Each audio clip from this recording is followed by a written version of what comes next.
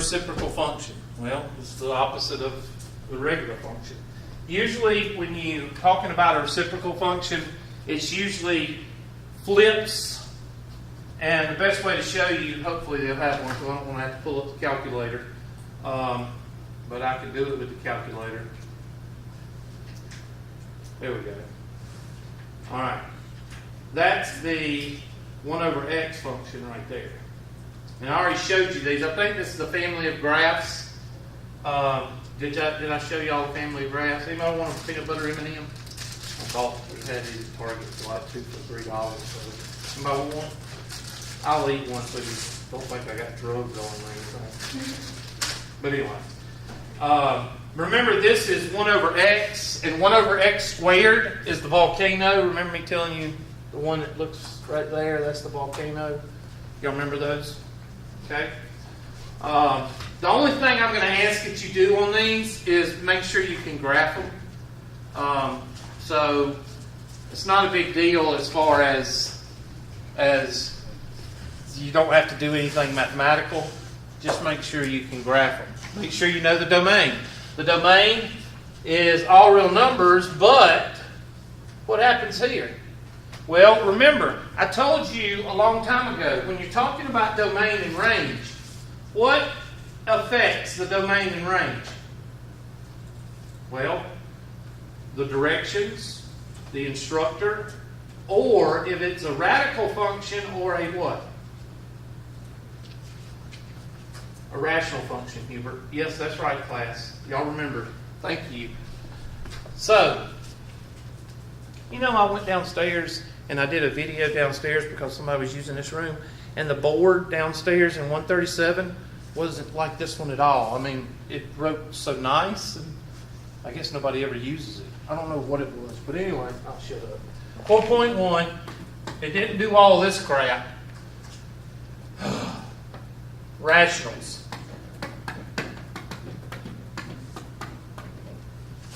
I don't know. I really, and I don't have anybody to ask. So,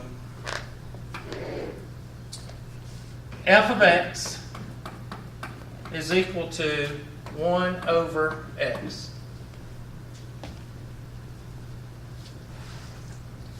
And that is a function that looks, like I said, like this. But, let's see.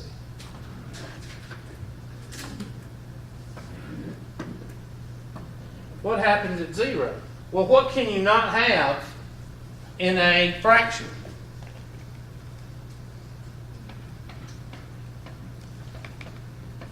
You cannot have 0 where? In the denominator. If you have 0 in the denominator, what happens to the function? It becomes undefined. So therefore, the domain is affected. If the domain is affected, what else is affected? What goes with the domain? Range. So, in this question, the domain is all real numbers, except x cannot equal what? 0. That's the domain. The range is pretty much the same thing.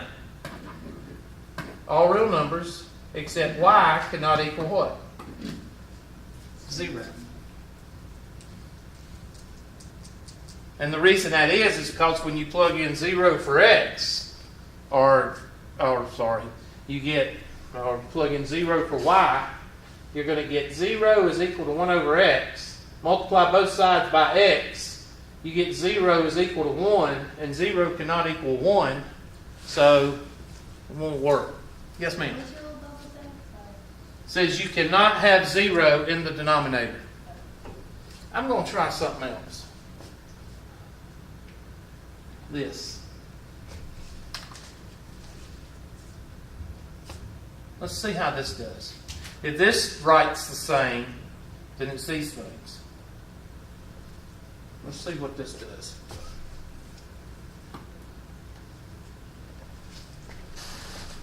So, if I give you f of x, it's writing a little bit better. Let me make it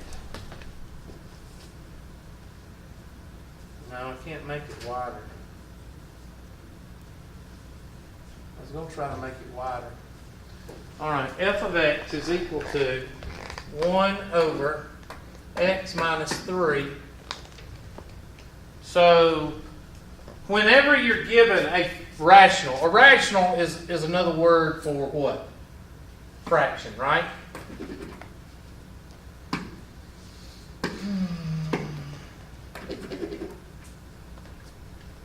Whatever. Let's try this.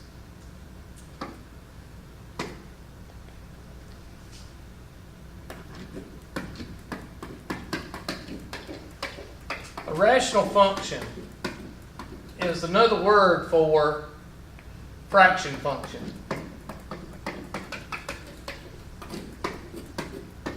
Okay? They're equal. In other words, a rational function is a 25-cent word for a function that has a fraction in it. So when you're given one of these, the first thing they're going to ask you is about the domain and the range, or the domain. And the domain, you've got to set blank equal to 0. What? What do we got to set equal to 0? Huh? No, you can't set 0 equal to 0. Set what equal to 0? Yeah, why the denominator?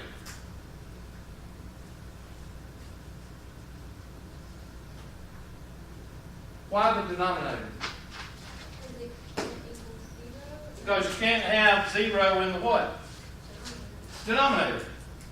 So set equal, so x minus 3 is equal to 0. Set denominator equal to 0.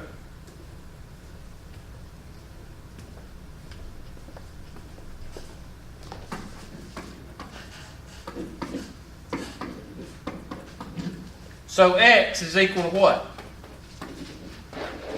So if you plug 3 into this function, what will you get?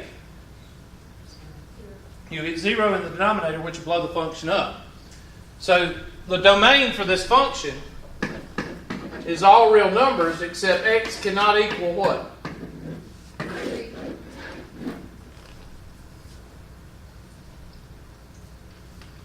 This is also going to be called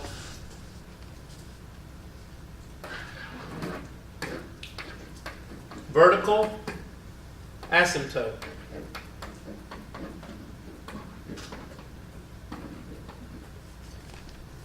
Is it tote? It's tote, isn't it? Asymptote. T.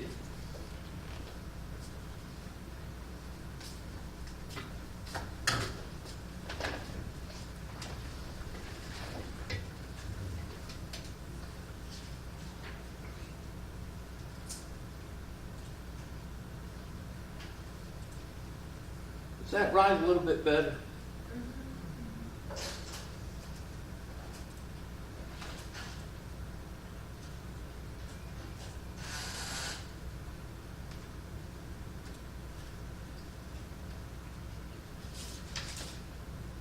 All right, take a look at this one. Let's see, I gotta go up here because I can't.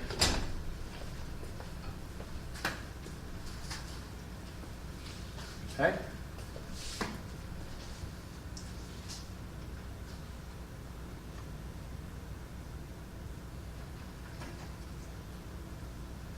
Take a look at that one. Well, y.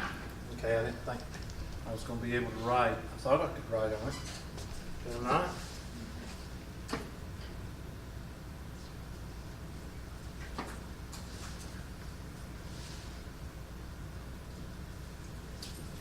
Why is it giving me this? I'm thinking, I've never used this before.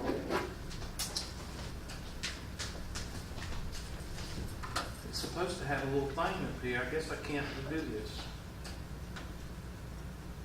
Well, anyway, this 2 over x plus 1, you know that the domain is what? All real numbers except x cannot equal what?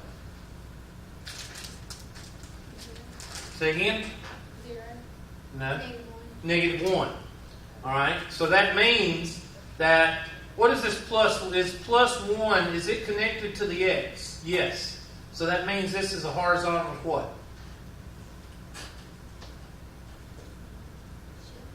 Horizontal shift.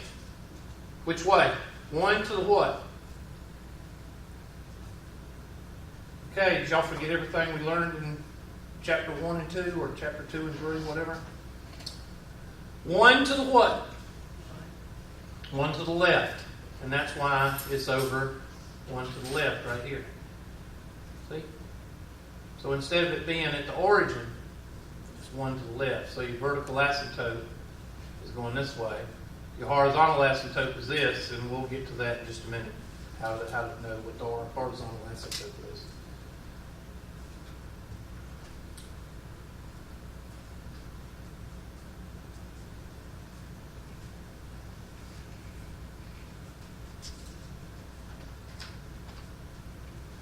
All right, here's the volcano.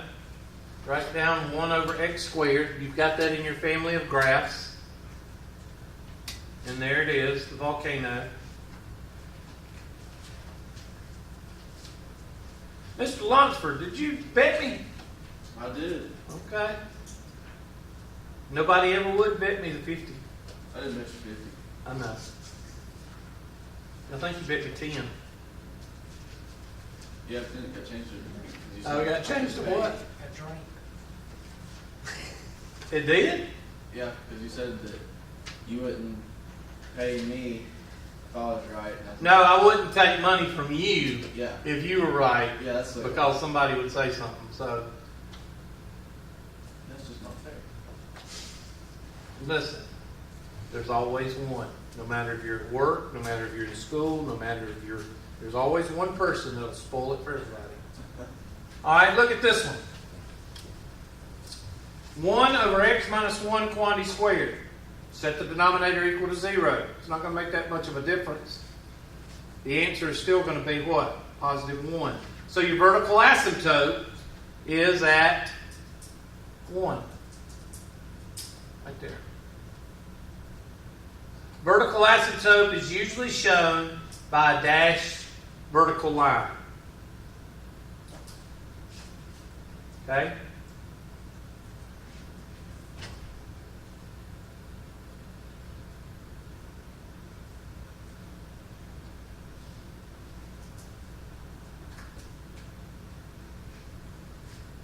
All right, what's the vertical shift on this one? What's the horizontal shift on this one? 2 to the what?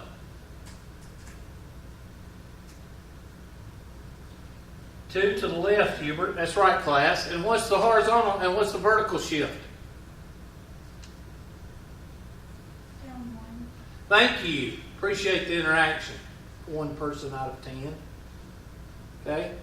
So you've got a vertex now, or the origin point, instead of 0, 0, now it's what? 2 to the left and what? 1 down, Hubert. And there it is, 2 to the left and 1 down. How do you know what to draw? Well, anything 1 over anything squared is going to look like the what? The volcano. So you draw the volcano like that.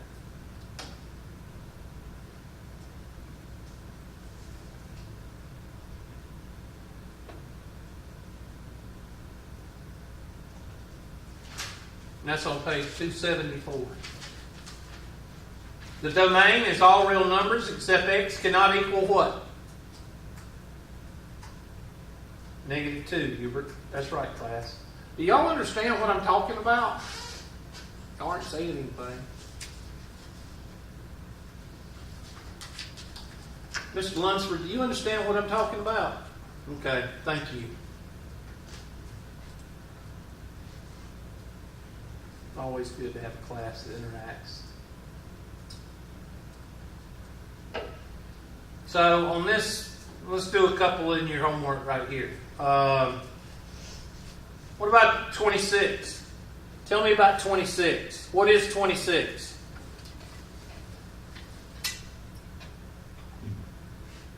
That's not rhetorical. I'm asking y'all to talk.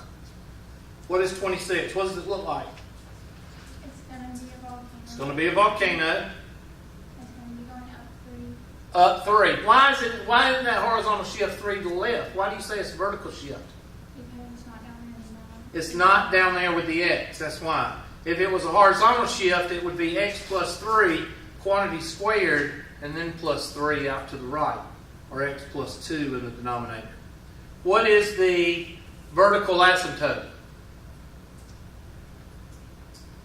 0. 0. Set the denominator equal to 0. X squared is equal to 0. Take the square root of both sides. X is equal to 0. So all real numbers except x cannot equal what? 0. 0. So the y-axis is the vertical asymptote. All right. How about number 31? Tell me about that one.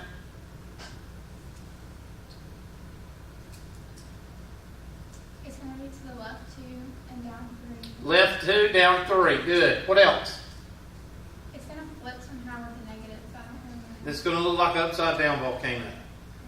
It's going to look like this. Funnel. Dang old tornado.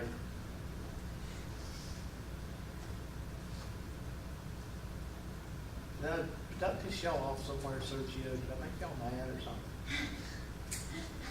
Was it the M&M's? Do y'all want some? Y'all mad because I didn't give y'all some M&M's? I got them right here. If you want them, just let me know and I'll come give you some.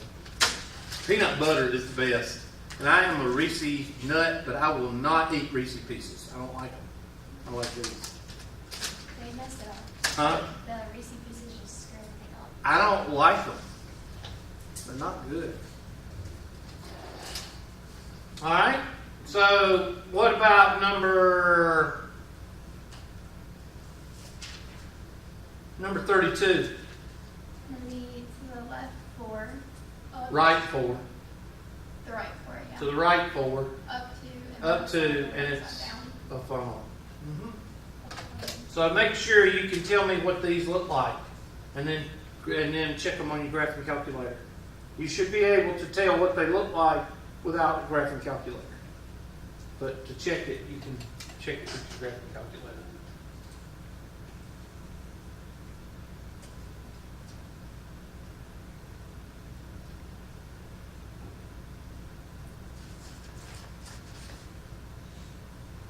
These, you probably just do better putting on graphing calculator, because there's no way y'all can tell what x minus 2 is going to look like.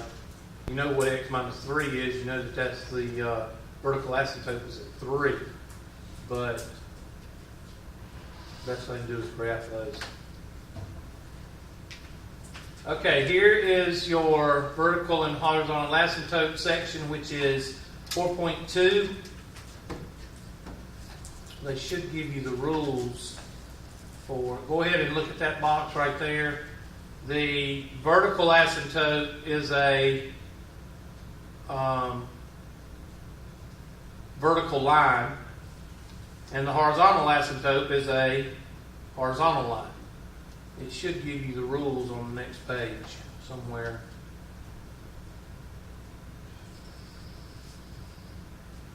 I'm trying to find it for you. Hold on. And then we'll do a problem.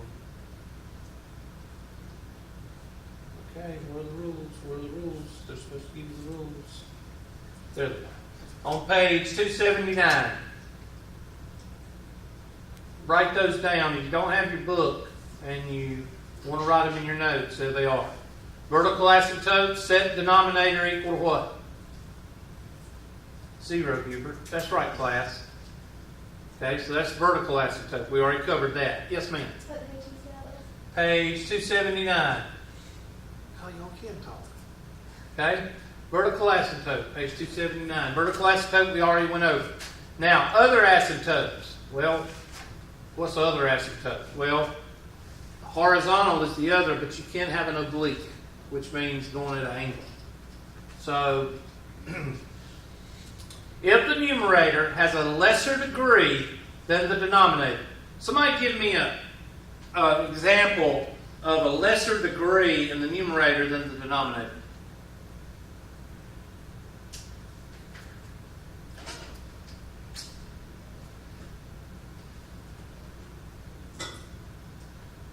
X over x squared, Hubert. Yeah, that's right, class. That's good. How about x to the 0 over x?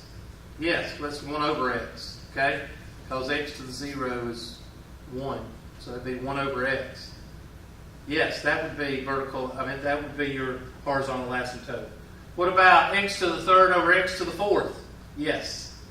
Now what happens when the numerator has a lesser degree than the denominator? Then the horizontal asymptote is for what axis? The line. The x-axis. Thing on x-axis, thing on read, thing on x-axis.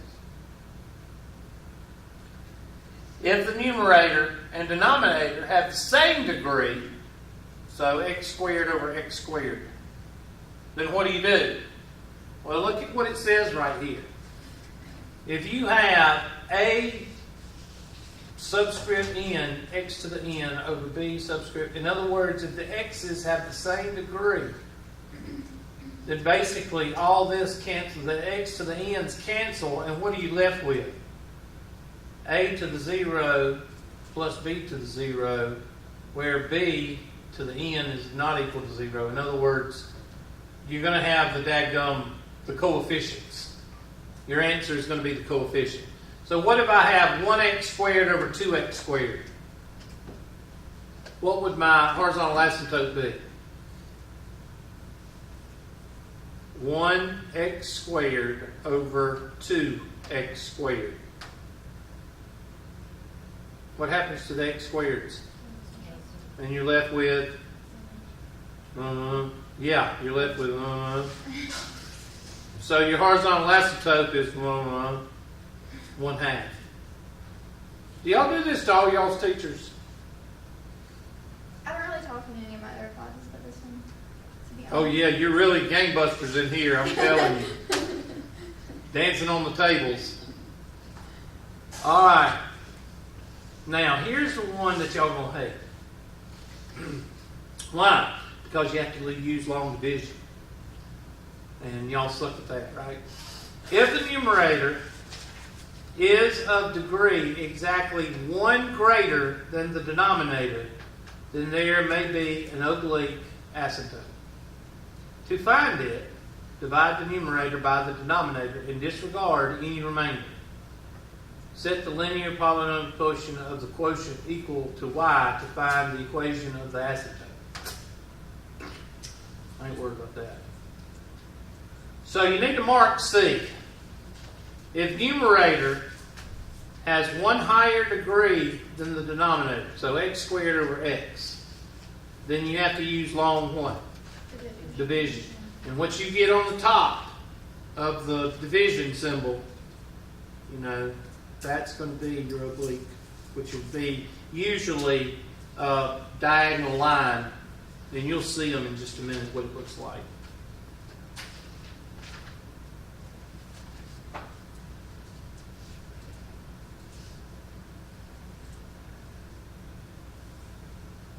All right, let's take a look at this one. Write that one down.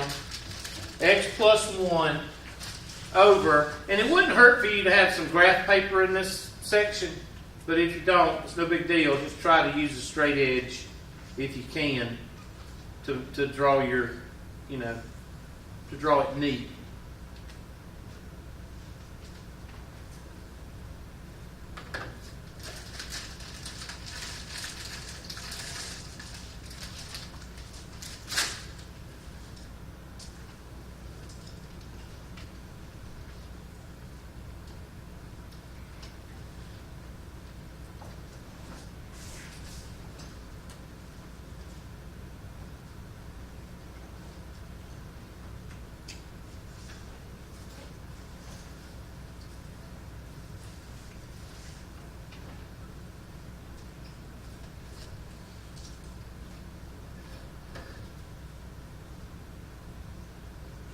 Go ahead and factor or use completing the square for the denominator.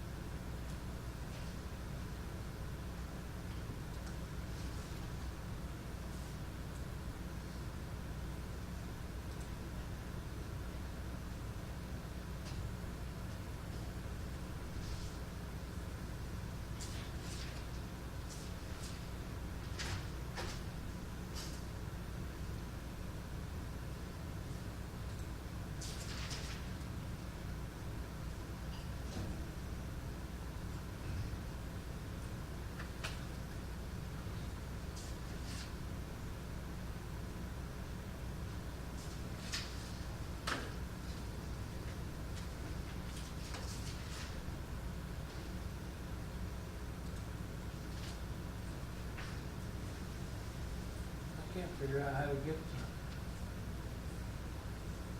that whiteboard to come back up.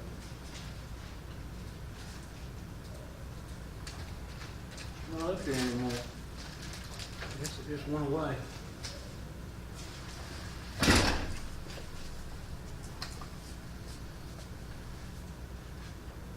There it is.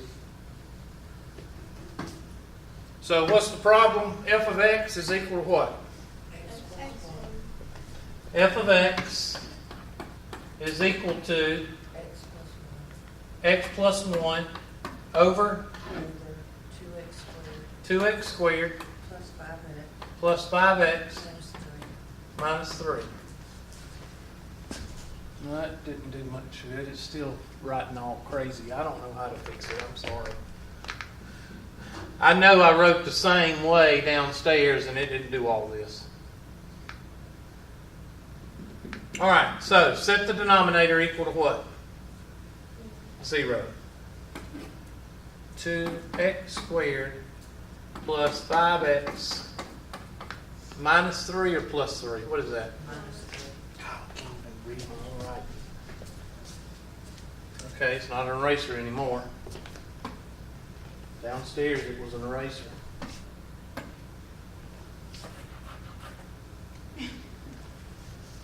Minus 3 is equal to 0. And you can use complete and square. That's what I'm going to use. So 2x squared plus 5x plus blank is equal to 3 plus blank. 2x squared plus 5 halves x plus blank is equal to 3 plus 2 times blank. Half of 5 halves is 5 fourths. 5 fourths is 25 sixteenths. Y'all check me on that, please.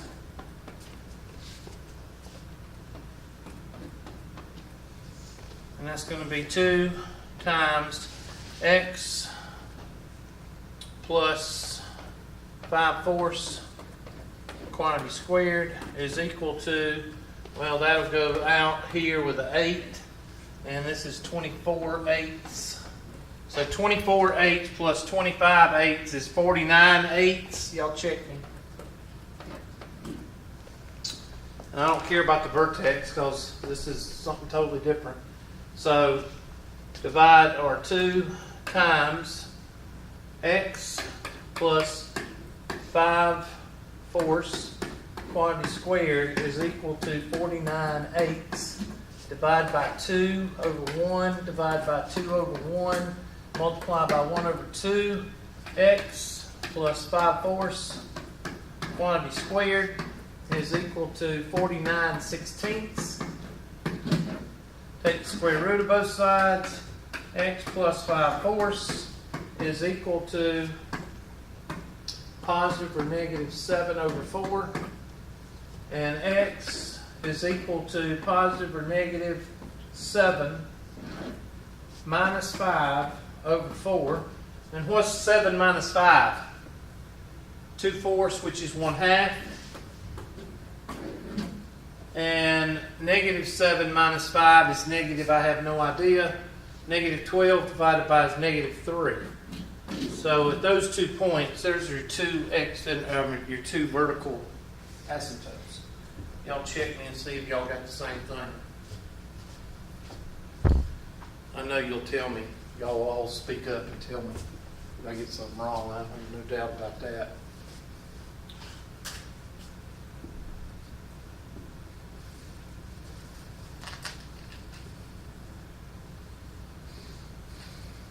What if I wanted to find the y-intercept? What would you do? What do you do whenever you want to find the y-intercept? Whether it's in marketing, business, science, math, physics. If I want to find the y-intercept, what do you do? X equals 0. One person who speaks.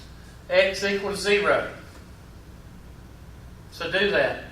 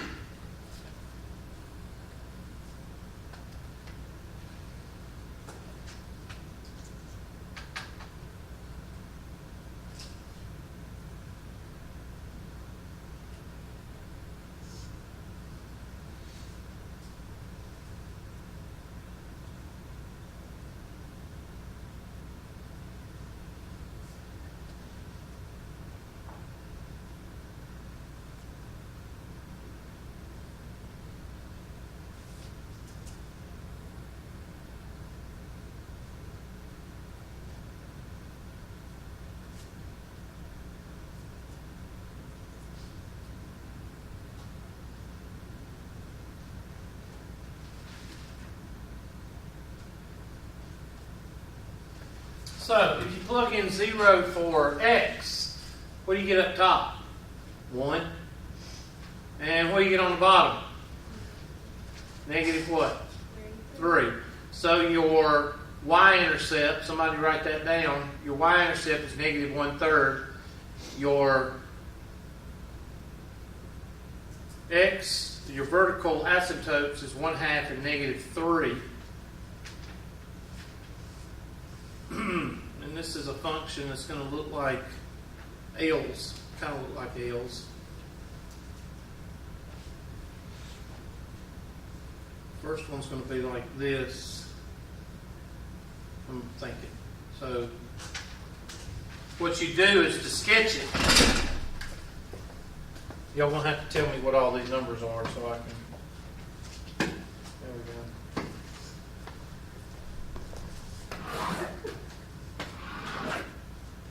All right, what was the first negative? Negative 1/3 is x. Is that y-intercept? That's right here. All right, what's the vertical asymptotes on the left right here? Negative what? Negative 3. 1, 2, 3. That's supposed to be dotted, but. And what's the right one over here? I don't even know what. Anyway, what's over here? How much?